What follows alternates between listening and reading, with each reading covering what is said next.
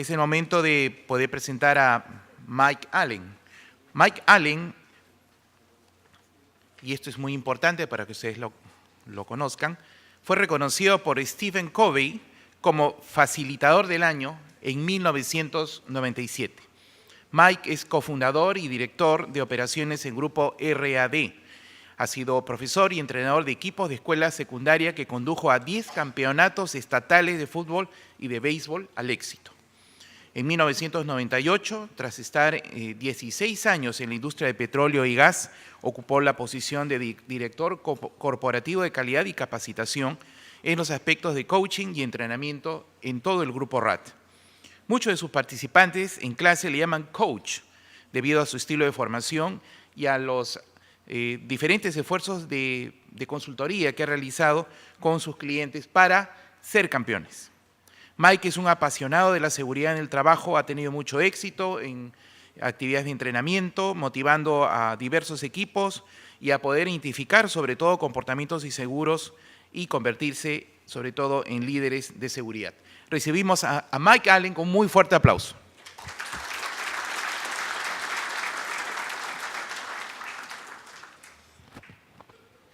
Good morning to everyone. I am very nervous. I'm speaking through an interpreter. The last time I used an interpreter, I was given a very dry presentation, very boring presentation to a bunch of our employees that were only Spanish speaking, telling them why they were getting a bonus check. So as I would talk, I had an interpreter standing next to me. So I would give my presentation and look at the slide and talk about it and why they were getting it, and I would look to my interpreter. My interpreter would tell them what I just said, and everybody would laugh. I looked at my interpreter, so I continued, and nothing I said was being funny. And so about 10 slides in, and once again, this is the success we had had in our production. This is why you're getting presentation. Looked at my interpreter. He interpreted. Everybody laughed, and I looked at him and said, "What I'm saying isn't funny." He said, "Yes, but what I'm saying is." So I hope I have a faithful interpreter in the booth. I just got a thumbs up. I'm very, very honored to be here. And I say that from my heart. I'm very honored to be here. As you can look at me, I've been around a long time. I own a company that we live and breathe safety. We live and breathe making sure that people around the world go home safe at night. And so to be here with the great industry of mining, especially from South America, it honors me to be here with you today. So with that, let me talk to you, and I'm panicking now because I'm a guy that hates to stand behind a podium, and I wished I could get out here and talk with you, but we don't have a speaker for me. That's okay. I'll do the best I can without going crazy up here. This passion, I want you to understand where my passion comes from. There is a great American movie called Tin Cup that was a comedy. And Tin Cup has this amazing quote. In it, Kevin Costner, the actor, says, "Life is made of defining moments. You either define the moment or the moment defines you." Let me repeat that. Life is made of defining moments. You either define the moment or the moment defines you. Let me tell you about my defining moment in safety. My moment took place with a gentleman by the name of Daniel Lujan. Daniel's my friend. I was vice president of a company, 18,000 employees in the United States. We worked in the oil and gas industry, very dangerous work. Daniel was one of our top managers. When Daniel came to my office, we did not talk about work. We talked about his 5 beautiful daughters. We talked about their beauty. We talked about what they were doing in school. We talked about his family. Daniel's my friend. In October, on a Tuesday afternoon, the phone call came that Daniel, working on one of our work sites, had gone to help the men there, had been struck by a piece of machinery, was being flown by a helicopter to a hospital with broken ribs, broken arms. We react like a good company does. We send people to start the investigation. We send people to Daniel's house to talk to Daniel's wife, let her know that her husband's been hurt. We fill her car with gas. We get her a hotel room next to the hospital. We give her a company credit card to take care of her expenses. We have ladies there to take care of her daughters when they come home from school until her family gets there to take care of the daughters. We're doing what a good company does. One of our vice presidents goes to the hospital to check on Daniel. It's about a 2-hour drive. He gets there, he goes in. He said, I need to find out how Daniel Lujan is doing. One of the nurses directed him to a doctor.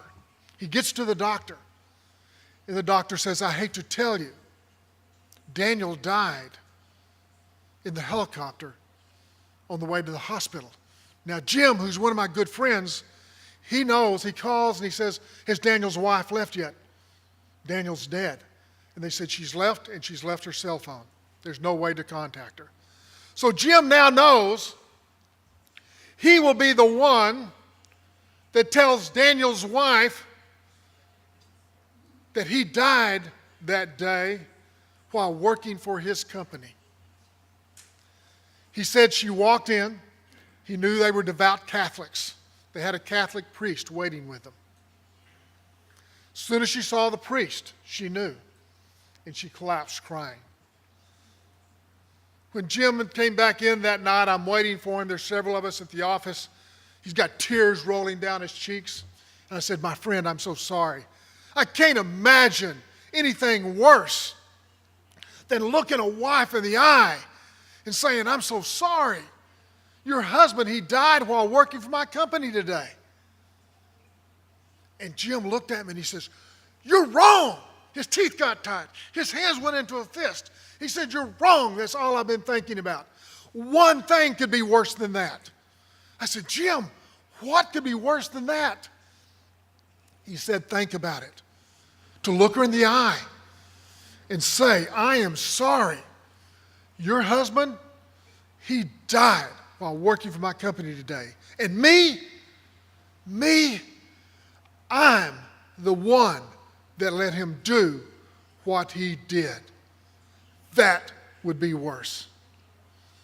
He called all of the executives across the United States to come to the funeral of Daniel. When the funeral was over, they took us to a big meeting room. They took our phones. Said, well, you'll be staying late. Contact your wives. You won't be coming home for supper. They shut the doors. 15 of us in that room. He had 2 big flip charts the day of the funeral. And he said, why do we do safety? And we started listing for money, for dollars, for insurance, for the government, because we want to keep our employees safe. That made it one time. We listed 17 things on that list of why we do safety. And Jim said, that's why Daniel and many of our employees have died. That's why our 18,000 employees are at risk, is because of that list. And he went to another flip chart and he lifted it up and he said, from this point on, in this company, this and only this will be the reason we do safety. He went to the chart and he lifted it up. And there, on that flip chart, were the names of Daniel's 5 beautiful daughters.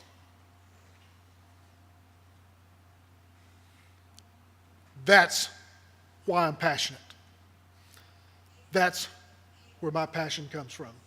And so with that, what I want to do is to share with you my company and what we've done to keep people safe. And we've done a lot of different things. We know common sense tells us that leaders play a very special role in the safe and unsafe performance of subordinates. We all know that. the leaders. And we're going to talk heavily about leaders this morning. We know research tells us that leaders play, and we're going to talk about the research in the safe and unsafe behaviors. Let's look first at Milgram. Who's ever heard of the Milgram study? Anybody? Milgram, an amazing study as he did. He wanted to know what impact does someone in a position of authority have on somebody that's not in a position of authority. And the experiment was very simple. They brought people in and told them they were part of an experiment. They had another person that was standing there with them. They thought they were part of the experiment, but no, they were part, not a volunteer, but belonged to the Milgram study. One was a learner, one was a teacher. The one that had volunteered was going to be the teacher. The other one would be the learner. They took the learner into a room, connected electrodes to his body, and then said, anytime you miss a question, you're going to get an electrical shock. They gave him a little shock, and the person said, oh, that was very uncomfortable. Then they took the volunteer into another room. Said, now you're going to ask these questions to the microphone. If they get it right, nothing happens. If they get it wrong, you will shock them, and then you will increase the voltage. And with each missed question, the voltage will get stronger. What they didn't know was, in the room, there was no electricity. He wasn't tied up. He was just there going to answer questions, was going to act. So he'd ask a question. He would miss it, the person in the other room. Oh, man, that hurt. Don't do that again. He would look at the man standing there, white lab coat. Doctor had his name there, had an official, very official. Go ahead, ask the next question. They would. They would get it wrong. And what do you think would happen? They'd shock him again, increase the voltage. They kept increasing the voltage. There would be times, this is really painful. Please stop. I can't take any more. Please stop. They would look up. Oh, everything is controlled. Continue to ask the questions. And the vast majority would continue to push. And the majority would ask, the majority would get them to the point that they would have administered a lethal dose of electricity. And why? As they interviewed him, because a person in a position of authority told them to keep going. Everybody in here is in a position of authority. We want you to understand the power you have in what you say. We know Zohar. Zohar said a moderate increase in the frequency of simple safety-related conversations dramatically reduces subordinates' unsafe behaviors. He discovered that if we will simply, a supervisor at the workplace, mention safety and talk safety 4 times a day, a 40% decrease in safety incidents. 4 times a day. Zohar. Then we looked at the research of Darley. Darley did this wanted to see, like to Milgram, impact of supervision, but also of time. And in the United States, there's a university called Duke University, and it has one of the top universities for women that are going to become preachers. And so they were studying the Good Samaritan story out of the Bible, of being a good Samaritan to help people out. And they spent the whole week studying this in preparation, and they had to give a presentation on Friday. Well, they're sitting there about to give their presentation. There's 10 students there. And as they get prepared, the head of the divinity department, the religious department at Duke, walks in and said, we're having to move, immediately go across campus to this building. We will be there waiting for you. Go. We're got extremely time. You got to go. You got to hurry. Position of authority, and got time restrictions. They had placed a person halfway, laying on the ground, bleeding, books scattered, had been hurt.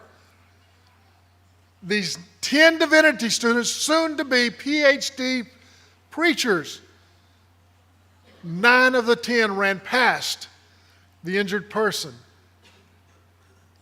on the way to give their speech because a person in a position of authority had stressed time, hurry, and had power. So Darley teaches us, if you're in a position of power, the impact it can have. Now what we decided was, we were seeing a correlation between best bosses We do safety management training, safety leadership training, but we also do management leadership training. And we continue to see this correlation that best bosses had the best safety results. As we travel around the world, we're in the Mideast, we're in Europe, we're in the United States, we're in South America, we started asking, we've asked thousands and thousands of times, tell us in a class, think about the best boss you've ever had. Everybody here, think about the best boss you have ever had. Now start thinking about the qualities of that best boss. Now that best boss, did you have good production? See? Yeah? Yes, I know you did. Did you have good safety results? Yes. Well, we started compiling these characteristics of best bosses because we found out that these characteristics carry over into the safety world. And so we now, after thousands and thousands of responses, we now, from our research, have narrowed it down to the top 20 characteristics of a best boss. Now let me throw you one more research we did very quickly, and I'm stressed for time here. We also did a groundbreaking research that we've been recognized for to find out when people see somebody doing something unsafe, what happens? We did this around the world, 7 languages. I think we were in 20 different nations, 7,000 people. What we discovered is, in your industry is very typical, 40% of the time we speak up in the workplace around the world when we see somebody doing something unsafe. 60% of the time we say nothing. And then we want to find out when we speak up, does it work? We got short-term behavior change 72% of the time. We got short-term 72%. That means they changed their behavior then. Long-term was only 30% long-term behavior change. We were only speaking up 40% of the time. But then when we started studying our best bosses, guess what? Our best bosses had 90% or above short-term behavior change. And they had up into the 70s on long-term behavior change. So the correlation is there. So let's look at them. Are you ready? What are the top 20? 25, once again, thousands we've done this. So number 20, they care about the success of others. They care that their employees are successful. They can care about the success of the safety goals. They care about the success of production. Number 19, they show respect to others. Worldwide is to respect each other. Now, I have observed supervisors around the world, and here's what I've discovered. The best bosses speak to you with respect. There was not one time have we ever got in thousands of responses, did we ever have anybody say, the boss yells at us, the boss cusses me, the boss threatens me. Never once. They said, the boss treats me with respect. And they got the best results from this boss, not the one that said, you idiot, you're dumb, do what I'm telling you to do, I'm going to run you off. Right? Shows respect. Honest and trustworthy. How powerful is that? That they know that you're honest and you're trustworthy. To know that you show trust by delegating effectively. That you delegate and you do it in the right way. Number 16, fair and consistent. Well, this is my friend, and so I'm not going to treat him bad. But this is not my friend, so I'm going to be tough on him. See, the best boss is fair and consistent with all employees. The best supervisor is fair and consistent, and he gets the best results. Number 15 is competent and knowledgeable. I think that pretty well explains itself. They're competent. They know what they're doing. What we've discovered around the world, that typically most supervisors have been promoted because they were good at the process, with machinery, whatever it may be. And we trained them well. But what is the weakest thing that we train them on? How to work with people. And people is their biggest problem, not the machinery, not the equipment. It's people. And we've got to learn how to be competent and knowledgeable in working with people. To reward and recognize success. And that does not mean giving a big speech. That means saying, excellent, thank you, I appreciate it. That's simple. To recognize and reward success. 15, to lead by example. You never listen to my speech. My speech can be I can give you the greatest speech ever before we start the job about safety. And then I'll walk into the work site with no PPE. My actions are louder than my words. You must lead by example. We worked with a major company that manufactures computers in the United States. Their accidents were so bad in the manufacturing plant, they kept full-time nurses on staff to take care of the injuries. The president and CEO would walk through the workplaces that required eye protection, hard hat, hearing protection, safety-toed shoes, would walk through those with none of that on and never led by example, and they could not figure out why they were struggling with their safety.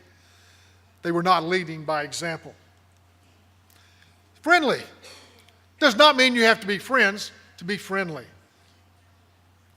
You see, the best bosses, they know about your family. They know what's happening with you. They're still going to hold you accountable. They're still going to be your boss, but they're going to be friendly with you in the way they talk to you. They're going to be loyal to the employees, loyal to my work team. My work team is la familia, my family. It's my family. Most of your workers spend more time with their co-workers than they do with their own families. We have discovered that worker on worker will take care of each other. Nobody wants to get hurt. Nobody wants to get hurt. Flexible and willing to change when needed. This is hard for a lot of cultures, is to change. The safety culture in the world is changing. We have to do a better job of making sure our workers are being safe. We know, if you've studied anything in the quality movement, that production is equal to safety. And if you're having injuries, you have no quality. If you're having fatalities, you have no quality. Production must be equal to safety. And it's got to have this happening around the world. We are working with oil and gas companies around the world that were averaging fatalities in the year. We worked with a company 3 years ago, averaged 7 fatalities a year and 65 lost time accidents. We took them through the training of the best bosses in a class that we call Safety Compass. This last year they had 0 fatalities and 15 lost time accidents by simply changing their culture and what they do. And guess what happened? What happened to profits? Did they go down or up? Profits went up. Profits went up once they became safe. There is a return on investment when you start doing safety the right way. Flexible and willing to change when needed. A team builder. You're a team. You work in teams in the mines, and you're successful as a team.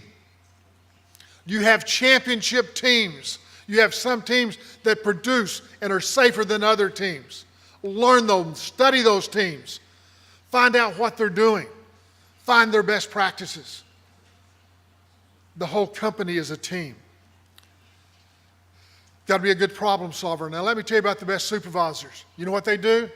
They teach their employees to become problem solvers.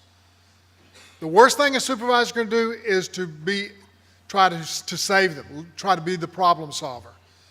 Teach your team supervisors to become a problem solver. Become a good planner, organizer. I don't know in the minds if you're doing job safety analysis or pre-work safety meetings. Those are so important. They add so much to get you prepared to understand what are the risks we're facing today. How do we develop barriers to avoid those risks? A good decision maker. Quick decisions. Quick decisions. Don't let the organization drag you down. Don't let the organization get you to a point where you can't make good, quick decisions and good decisions. So remember, thousands of people tell you this is their best boss. Deals effectively with conflict. Conflict. No, I don't want any conflict. Conflict scares me. I'm just going to avoid conflict. No. When we have conflict, you've allowed a poison to get into your organization. We must deal effectively with conflict. Number 4, communicates effectively. You would all agree your best supervisors have good communication skills, yes? Most certainly, most certainly. Number 4 on the list, communication. Number 3, enables success. They look for the best and brightest in your organization. They train them to start moving up in the organization. They don't fear them. They know I will surround myself with the best. I will surround myself with the smartest. I will be successful because I will lift up those below me. That's how you become a successful supervisor. Motivates others. Motivates them to succeed. Motivates them to want to be safe. Motivates them to be successful in the production. Not through fear, not through intimidation. Now, coming up, number 1, and you will be shocked by number 1. The number 1 thing that people see as the best quality of a great supervisor, best boss, holds yourself and others accountable. It shocked me when we did the figuring. It shocked me. Hold me accountable. Hold yourself accountable. When I know that you're holding me accountable and I know what you expect, you see, I can't meet your expectations unless you tell me what your expectations are. I must know what they are. Once I know that and then you hold me accountable for your expectations, I will be a good employee. Amazing. Hold self and others accountable. So let's look at a couple of these. Let's look at motivates others and hold self and others accountable. So we've got to understand intrinsic motivation and extrinsic motivation. Extrinsic means I'm motivated from the outside of myself. Okay? Outside. Intrinsic means internal motivation, pride. I have tremendous pride. I want to be successful. I want to be the best. Nobody is born with intrinsic motivation. It is developed. I was probably not intrinsically motivated until I was about 23 years of age, and I finally, the ladies will appreciate this. The male brain does not mature until 25 years of age. The female brain matures about 18 years of age. So ladies, y'all have to wait for us to mature when we're young. We'll get there eventually. We have to own the challenge of intrinsic motivation. So intrinsic motivation. How do we get there? First, in your organization, you must have a willingness to risk failure for this chance to succeed. We have learned, as I'm a coach that have studied great athletic teams around the world, the greatest teams, the greatest companies in the world risk failure for the chance to succeed. What are you willing to risk to be successful in safety? What are you willing to risk to be in safety, to be successful? I must have self-confidence to do that. I must have self-confidence, but where does that self-confidence going to come from? Where does it come from? It comes from meaningful accomplishments and recognition from a significant person. So what we know is, if we want to develop intrinsically motivated employees We have to go back to giving them meaningful accomplishments, and when they are accomplished, the supervisor must recognize them. That is the significant person. And in safety, when they do something right in safety, and that significant person recognizes them for that, their intrinsic motivation increases. So motivate others. Hold accountable. At its core, accountability is kind of a conversation. Now, very quickly, I want everybody to close their eyes. Everybody close your eyes. Closed eyes? Closed eyes? Now, without opening your eyes, everybody point, what is north? Point north. Don't open your eyes. Point north. Everybody, point. Point north. Everybody point. Now look around the room. You're pointing every different direction. All kinds of different directions. Now, let me ask you a question. Listen closely. What is true north in the mining industry in South America in safety? What is true north in the mining organizations, in the mining industry in South America? And right now, we're pointing all different directions, are we not? Depending on what country, what company we work for. The way we point. So I'm going to give you a true north for safety with a conversation you can have with employees that gets them all pointing the right directions. When we hold people accountable, it means we're going to step up to a failure. When we see them not doing something right in safety, that is a failure. We must step up to that moment.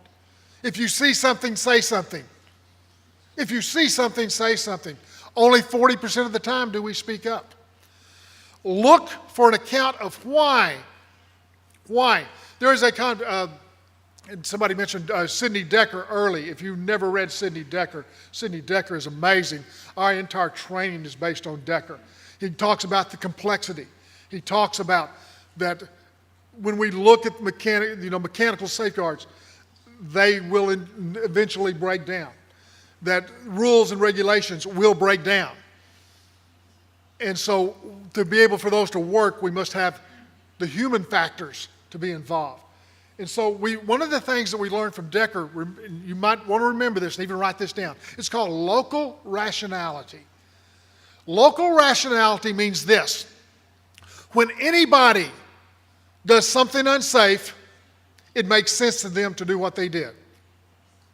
When anybody does anything unsafe, it makes sense in my context to do what I did. And so I'm going to teach you about that. The context. We got to resolve the real underlying reasons. In other words, we've got to find out why it made sense for you not to wear your respirator. And once I discover the context of why they weren't wearing the respirator, I can change that behavior. And I have to understand it. So we're going to look for an account of why. Local rationality. Now, there is another concept, psychological term. This is our biggest problem that we make. The fundamental attribution error. This is a tendency to overlook external factors and focus on people's character or motivation when they do something wrong. You see, you're being unsafe because you don't care. You're being unsafe because you're not motivated. In our survey, we discovered 88% of the people, when we asked them, why do people do things that are unsafe? They said because they don't care about safety and they're not motivated. 88%. So that means I have to motivate them. And around the world, how do I motivate somebody? Are you ready for this image? I light a fire underneath their butt.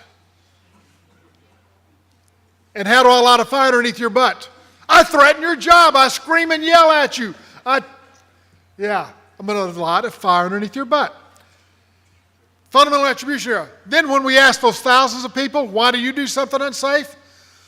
4% said, because I'm lazy and don't want to do the job and I don't care about safety. All of us assume that people do things that are unsafe because they don't care, therefore we turn around and motivate. I'm about to change your opinion on that. Let's look at context. Where does it come from? Now, by the way, this is the contextual model we use this card. I have about 50. When the speed talk is over, I'll lay them out if anybody, first 50 get them. And it's on the contextual model. So when I hold somebody on the contextual model, we look at self first. So under self would be motivation. Yes, am I motivated? We know not. But under self also, do they have the knowledge? Do they have the knowledge? What about the ability? Are we giving people tasks that don't have the ability? Or maybe they have bad habits from another company. See, I assumed it was motivation, but now under self, I've already discovered knowledge, abilities, habits, attention. I'm not paying attention. Long hours in the mines. Is my attention better early or better late? Exactly. So now, let's expand our contextual model. What about others? Do we get help from others to be safe? Do we get pressure from supervisors to work unsafe? Around the world, we know this happens. A major disaster in the Gulf of Mexico. British Petroleum had a drilling rig blow up. 11 people died. Oil throughout the Gulf of Mexico.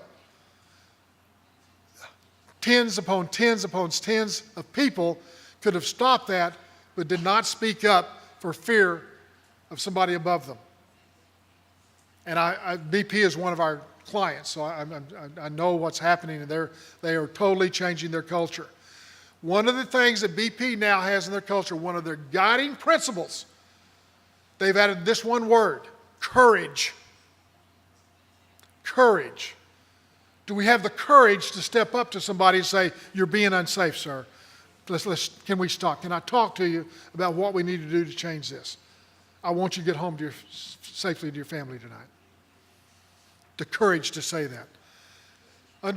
Then we get into surroundings. When we look at surroundings, we look at equipment, we look at climate, we look at layout.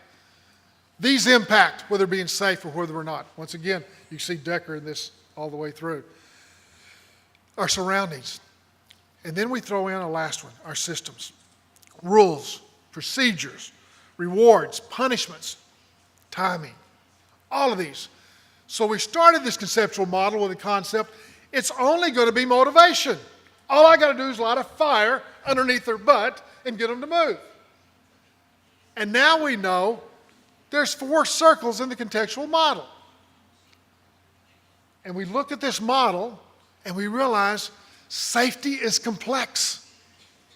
Safety is complex.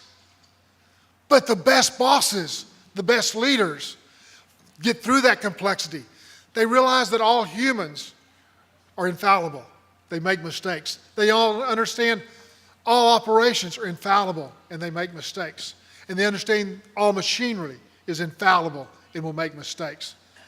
And they understand we must recognize this, and the human side of safety must step up to correct the mechanical, the procedural, and to find out why we're doing what we're doing to get our people to be safe.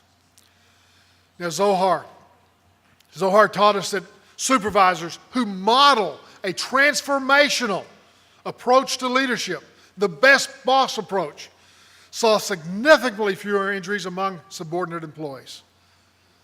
I want to emphasize that one last. Your best bosses are getting your best results. Now let me ask you, with the people that report to you, would they say, after looking at the 20, are you a best boss? Are you a best boss? Because here is my challenge to you. Every one of those 20 is a choice. You choose to do each of those 20. Why would you choose to be that boss that everybody doesn't respect, that nobody likes? Why wouldn't you choose to be the best boss, the boss that you respected? Why do best bosses create a safety side effect? Well, this is what we know. Employees will be more receptive to redirection and intervention in a safety moment when you're using the techniques of a best boss. We know employees are more likely to speak up when they see something unsafe to a best boss. A boss that screams and yells and threatens, they're not going to share safety issues because they know they will be yelled at. They will not share. We know employees will take an initiative to improve conditions and systems with a best boss, but not with a bad boss. Now, I know that we should have a lot of questions, but let me close with this. The greatest compliment I can pay anybody in this room, the greatest compliment I can pay anybody in this room is to walk up to you, look in your eyes, and shake your hand and tell you, my grandsons could work for you. My grandsons could work for you because I know you will be a best boss. And I know when my grandsons come to work for you, their names will not wind up on a flip chart like Daniel Lujan's daughters. I know you will do whatever is necessary to make sure they're the best workers they can be, and they will get home safe. And that you will build a team of individuals that are always looking out for each other to keep each other safe. I am honored to be here. I am honored to be here. I hope from the talks you have heard today, yesterday, and tomorrow, that this conference becomes a defining moment for you. That you go back and you have the passion to change things you thought you could not change. That you have the passion to create a culture that where you can look your employees in the eye and you can look at them and say, we're going to take care of you. We're going to get you home. And I will do what I have to do to help make sure that happens. That's my challenge to you. Create change where you are. Create change where you can. Ladies and gentlemen, thank you so much for listening to me.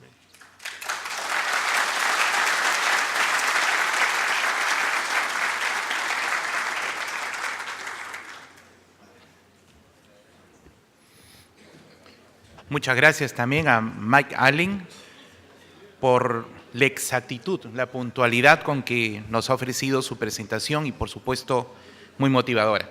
Es el momento de poder formular las preguntas. Así que, por favor, vamos a pedirles, levanten la mano y les alcanzaremos los micrófonos. Ahí tenemos una pregunta. Excelente la presentación. Simple y llanamente quisiera llegar al tema cuando existen las reuniones de emergencia, cuando la empresa tiene temores en no alcanzar las cuestiones productivas. Entonces las decisiones se enfrascan en incrementar la producción cueste lo que cueste. Y muchas veces en estas reuniones el gerente de seguridad o el supervisor de seguridad tiene que bajar la cabeza porque hay prácticamente un complojo en ese momento. Y ya ni el número de inspecciones o cualquier tema que se haga en el campo va a cambiar esta actitud. Entonces, ¿cuál sería la forma, la metodología? ¿Retirarse como supervisor, como jefe? ¿O simplemente comprometerse con el gerente a seguir estos pasos inseguros en una fase productiva? Thank you so much for that question. That is a great question. I'm sure my friend from Australia can help me with this one. In that I believe that we can provide some case studies from around the world for your industry and also for other industries where that same mentality was taking place, and that we can show the owners and the top management of the mines that there is a cost-benefit analysis to have safety, that they will increase their profits instead of lowering their profits by doing what's right. And I'm looking to my friend back here. Do you have any case studies in the mining industry? I know you know about, in Australia, the more safety, the higher profit. Do you hear what he said? He's shaking his head, yes. The more safety, the better safety they have, the higher their profits. So what I would do is those of us that are speakers, come to us, see if we have case studies, we can email you, anything that we might have that you can take to management. And I think as an industry, is you get out to other industries and bring it to management. You have to show them there has to be a return on their investment. If you cannot prove that to them, they're not going to buy in. And so if the dollar is driving them, we can give you, and other safety people around the world can help you with your management see we can improve your bottom line profit by improving our safety. Does that help? Thank you.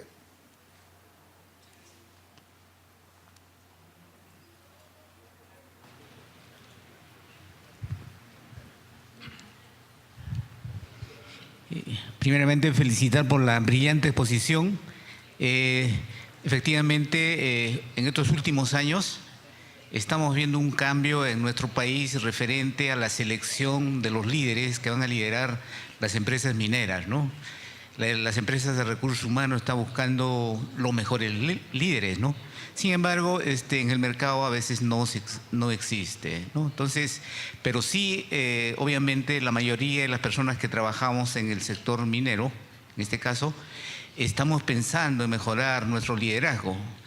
Tal vez nos puedas ayudar en cómo nosotros podemos mejorar estas herramientas para mejorar el liderazgo en nuestra persona. Another great question, I think I do have a good answer for you maybe.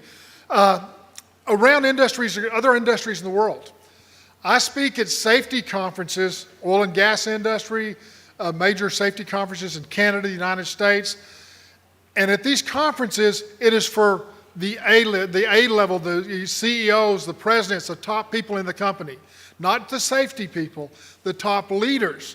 And they come to safety conferences to hear these kind of talks. I would suggest strongly, if it's ISEM or whoever, to hold a safety conference for the leaders of the top management of the mines. That could have a major impact as you try to bring safety into your workplace.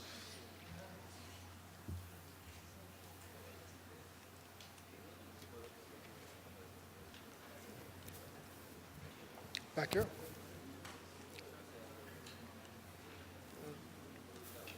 Hola, buenos días.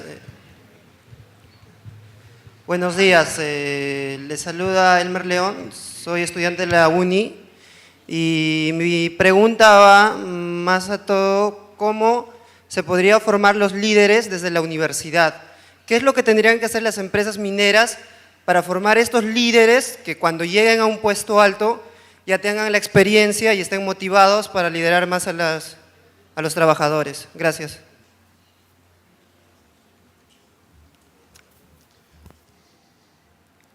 Great question, and you've done it today by attending this seminar. In the seminars and the speakers, that's what you do.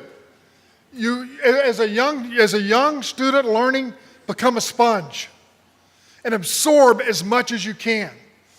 Learn from the best. You've heard great speakers this morning. Great speakers. Learn from them. Study not only mining, study other industries. Find out what are best practices around the world.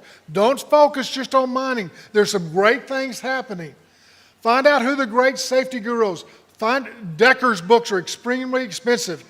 I tell you right now, the human factor is what will be taking place 4 or 5 years from now if you've not studied human factors. It's where safety is heading to. So if you can read anything with Sidney Decker, it will give you a sound foundation going forward to what the future will look like in safety.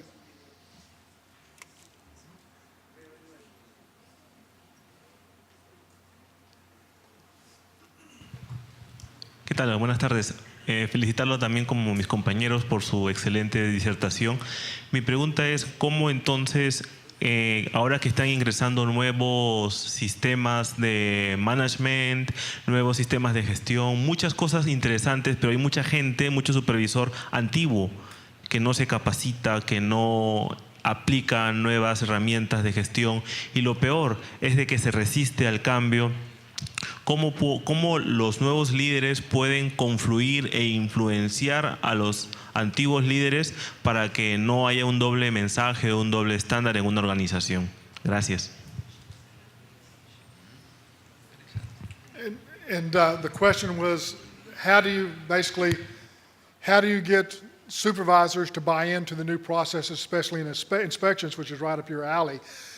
And there's I was speaking to a large oil company in the United States, and they were making many changes in their organization. And they had some supervisors that were pushing back. Now, listen closely because how he said this is very unique. He said, I want to speak to the old dogs in the organization. You old dogs better get off the porch and start running with the new dogs, the young pups, or you're not going to be with us any longer. He said, in other words, we hold them accountable. When you start change, it's successful because you hold people accountable for that change. The definition of a culture is what 52% or 50%, more than 50% of the people do the majority of the time. If you can get more than 50% of your people in your organization to move toward change, it will sweep your organization. You will reach a tipping point and move forward.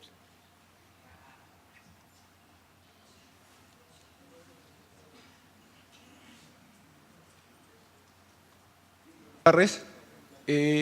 Yo tengo dos contextos.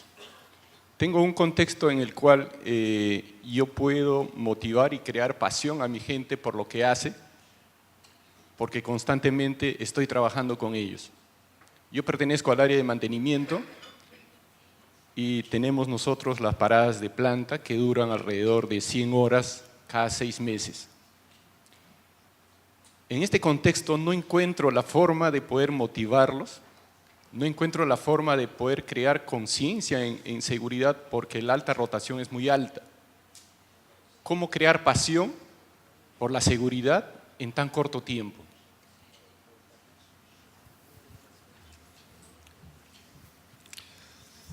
I'm loving these questions. They're great.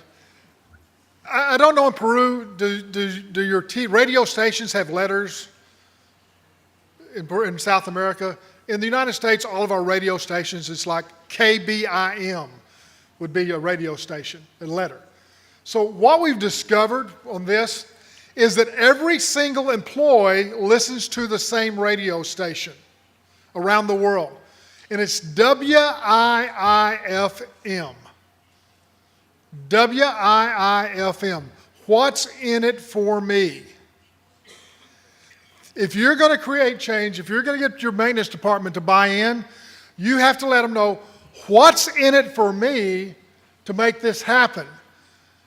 And that's pretty easy to answer because you're going to tell me if your equipment breaks down, the company doesn't make any money. And where do profits come from? It comes from the equipment working. Where do raises come from? Is operating at a high level. And so very early, to motivate anybody, any employee has to know what it's for me. I work with the oil and gas industry.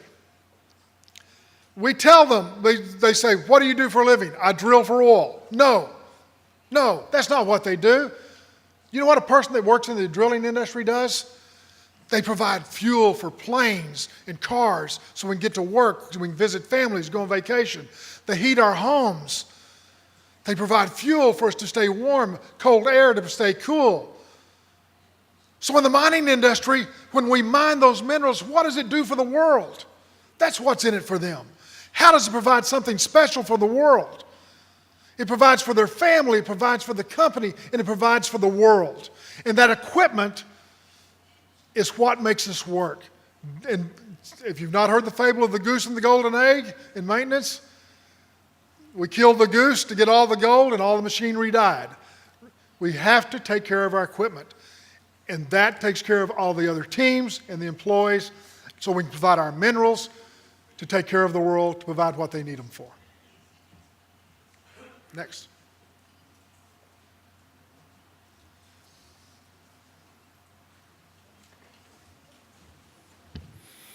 Agradecemos a Mike Allen por su brillante presentación. Lo despedimos con un cariñoso aplauso.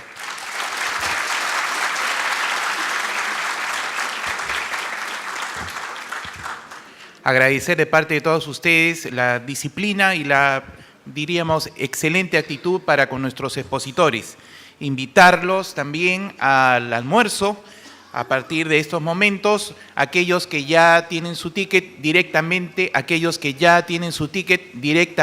al primer piso, es el restaurante Meridian. Aquellos que no tengan su ticket, por favor, pueden dirigirse al counter de ISEM. Aquellos que no tengan su ticket, pueden dirigirse al counter de ISEM para que puedan recogerlo. Retornamos a las 14:30. Muchas gracias.